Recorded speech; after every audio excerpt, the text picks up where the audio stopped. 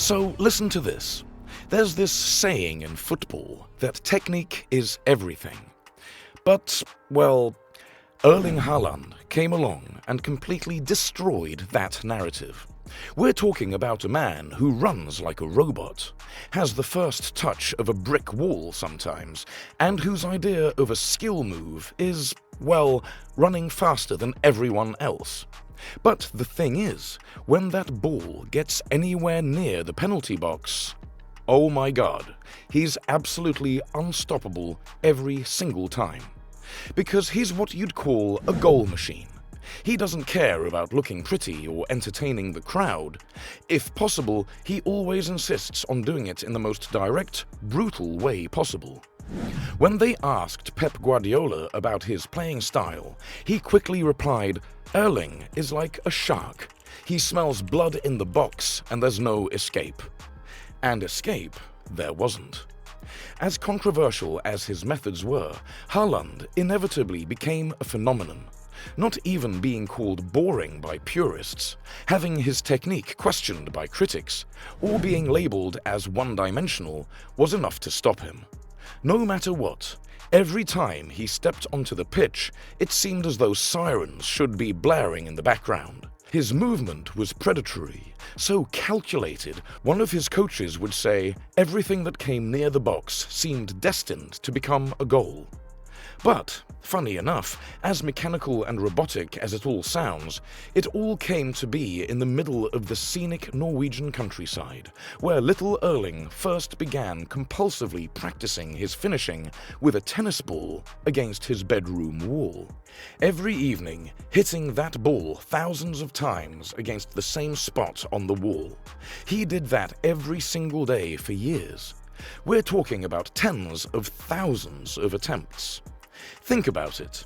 That mentality added to the fact that his dad was Alf Inge Haaland, a former Premier League midfielder who played for Leeds, Nottingham Forest and Manchester City, while his mum was a former heptathlete who competed at national level. Haaland just had to be a physical specimen. And all he needed now was some inspiration. And so, after witnessing his father's battles in the Premier League, especially that infamous tackle from Roy Keane that ended his career, he decided he had to follow his footsteps. But he didn't want to play like him, because his idol was very different from his father. It was Zlatan Ibrahimovic, one he admired for his arrogance and hunger for goals. Mix that with his father's work ethic, and you get Haaland, a modern penalty box predator who doesn't need fancy footwork when he has the deadliest finishing in the world.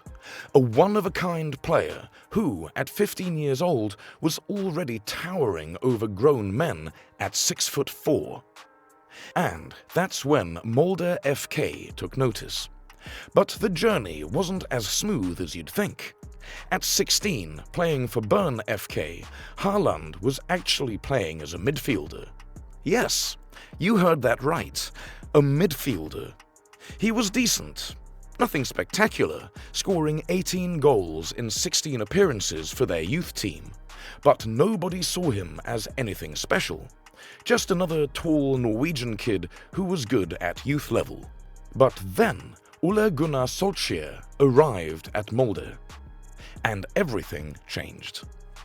Solskjær, himself a legendary finisher, saw something in this lanky teenager that others had missed. It wasn't his dribbling. It wasn't his passing. It was his movement in the box and his absolute obsession with scoring goals. In his first training session with Molde's senior team, Haaland scored 4 goals in a practice match. Solskjær pulled him aside afterwards and said, "Forget about being a midfielder, you're a striker now." And just like that, a legend was born. At 17, making his professional debut for Molde, Haaland didn't just score, he scored 4 goals in his first match, becoming the youngest ever player to score 4 goals in a Norwegian league match. The football world should have taken notice then, but they didn't. Even when he ended his first professional season with 12 goals in 25 appearances, most European scouts dismissed him as just another Norwegian talent who'll never make it outside Scandinavia. How wrong they were. Because by January 2019, Red Bull Salzburg had seen enough. They brought him to Austria for what they thought would be a gradual development project. Instead, they got a goal-scoring phenomenon who would rewrite their record books. In his first season at Salzburg, Haaland was still learning, still adapting. He scored 17 goals in 33 appearances. Decent numbers, but nothing that screamed future Ballon d'Or winner. But then came the 2019-20 season, and Haaland went absolutely nuclear.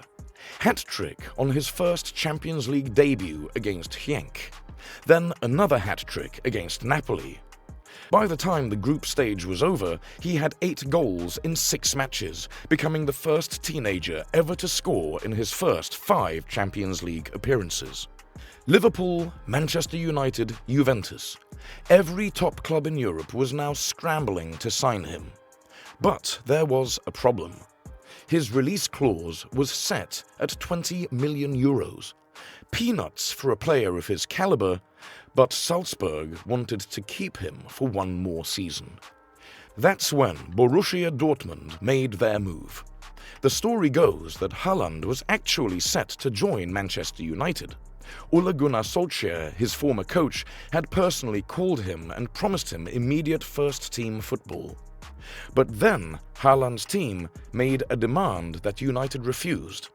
They wanted a release clause inserted into his contract. United said no.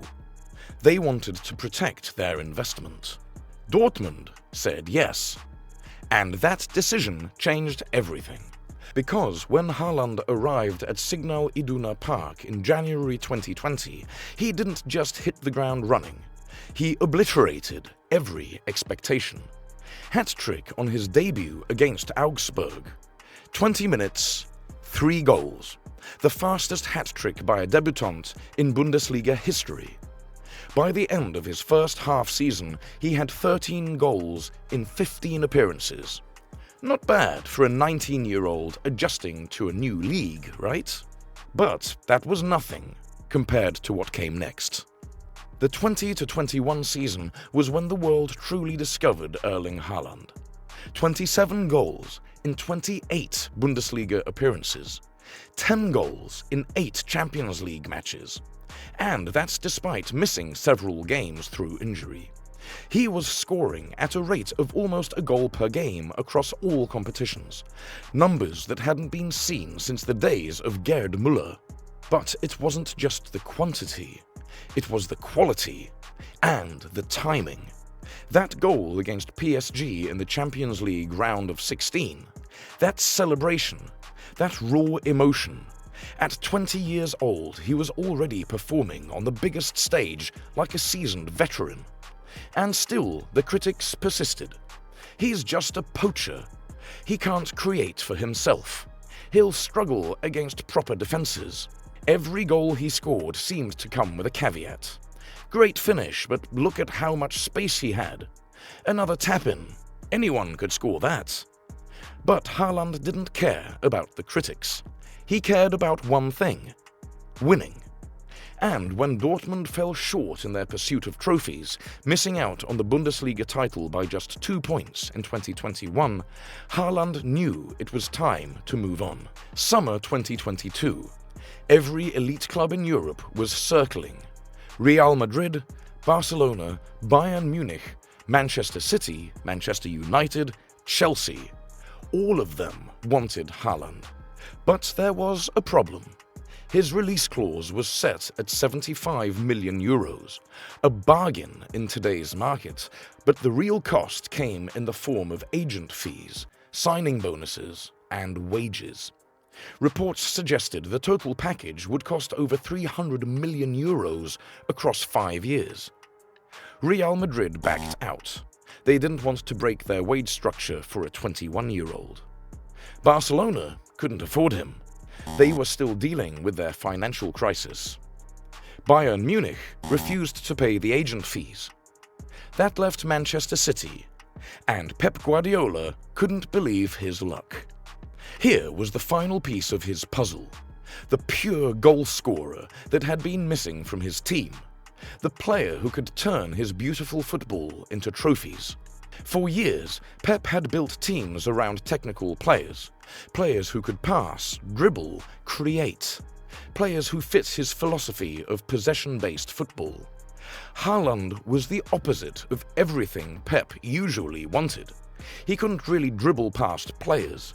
His first touch was inconsistent. His passing was basic. But Pep saw something else. He saw a player who made the right runs every single time, who was in the right place at the right moment, who could finish chances that other strikers couldn't even see. When they asked Pep why he wanted Haaland despite him not fitting the typical City profile, he replied, "Sometimes you don't need to complicate football. Sometimes you just need someone who can put the ball in the net." And put the ball in the net he did. Haaland's first season at Manchester City wasn't just successful, it was historically dominant. 36 goals in 35 Premier League appearances, breaking the previous record of 34 goals set by Andy Cole and Alan Shearer. And he did it with 3 games to spare. 52 goals in 53 appearances across all competitions, numbers that seemed impossible in modern football. But it wasn't just about the goals, it was about how he scored them and when. That goal against Liverpool at Anfield, that celebration in front of the Kop, showing that he thrived under pressure.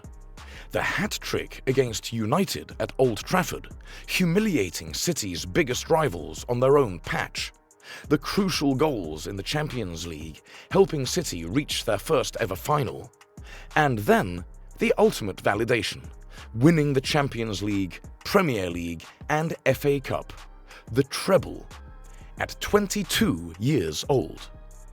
After that treble-winning season, even the harshest critics had to admit, Haaland had changed football. He proved that you don't need to be Messi or Ronaldo to dominate the sport. You don't need to dribble past 5 players to score spectacular goals. Sometimes, being in the right place at the right time, having the composure to finish under pressure and the intelligence to make the right runs, that's enough. As Gary Neville said, I spent years criticizing his technique, saying he was one-dimensional. I was wrong. He's redefined what it means to be a striker. And when they asked Haaland about proving the doubters wrong, he simply replied, I never tried to prove anyone wrong. I just tried to score goals. At 24 years old, Haaland has already achieved what most strikers can only dream of. Over 200 career goals, a goal-per-game ratio that's better than peak Messi and Ronaldo at the same age. Trophies at every club he's played for. But more than that, he's changed how we think about strikers. He's shown that efficiency beats artistry, that being clinical is more important than being creative. He's the anti-Berbatov. Where the Bulgarian was all about beauty and grace, Haaland is about power and precision. He's the opposite of Bergkamp. Where the Dutchman was an artist, Haaland is a surgeon. And maybe that's exactly what modern football needed. A player who reminds us that, at the end of the day, football is about putting the ball in the net. And nobody, absolutely nobody, does that better than Erling Haaland. The player who can't dribble, but doesn't need to, because he's already the best striker in the Premier League, and quite possibly the world.